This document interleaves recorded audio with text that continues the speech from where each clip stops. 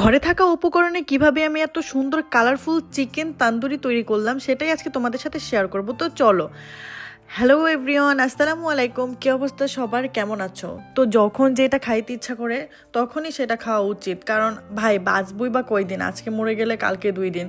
তো আমার যখন যেটা ইচ্ছা করে ভাই আমি তখন সেটাই করি, আর সবসময় এইটা চিন্তা করি যে আল্লাহ তো আছেই, সব কিছু ঠিক করে দিবে। তো যাই হোক, কথা বলতে বলতে দেখো এখানে আমি চিকেনগুলো সাইজ করে নিলাম। তোমরা তোমাদের মন মতো করে সাইজ করে নিবা। সাইজ করার পরে আমি এই যে চিকেনগুলো একটু মাঝখান থেকে কেটে কেটে নিয়েছি, এক কোয়া লেবুর রস দিছি, তারপরে আদা রসুন বাটা দিছি, দেওয়ার পরে একটু সয়া সস দিয়ে এটাকে সসটা দেওয়ার পরে তোমরা এখানে দিয়ে দিবা যে যতটুকু মরিচের গুঁড়া খাইতে পছন্দ করো, এখানে তোমরা মরিচের গুঁড়া অতটুকুই দিবা। দেন হচ্ছে হলুদের গুঁড়া দিবা। আমি ঘরে থাকা সবগুলাই মশলা এখানে ইউজ করছি, আর লেবুর রসটা তো একদম মাস্ট বি দিতে ভুলবা না, তাহলে মানে একটা যারা মুরগির স্মেলটা নিতে পারেন অনেকের অপছন্দ, সেই স্মেলটা আর আসবে না। তো যাই হোক, এখানে আমি সবগুলো উপকরণ একবারে দিয়ে আমি কিন্তু এখানে জিরার গুঁড়া ইউজ করছি, কারি মশলার গুঁড়া ইউজ করছি, তারপর মানে সব রকমের মশলাই এখানে আমি ইউজ করছি, জিরার গুঁড়া থেকে শুরু করে ধনিয়ার গুঁড়া, মানে এভরিথিং সব কিছু। তারপর আমি সবশেষে একটু তেল দিয়ে নিব।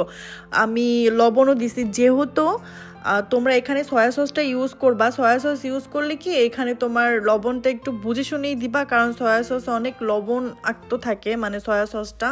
তো এখানে আমি অল্প একটুই লবণ দিছি সয়া সস দেওয়ার কারণে। এখানে আমি সুন্দর করে দেখো হাত দিয়ে মাখতেছি, তো দেখাইতেছি তোমাদেরকে।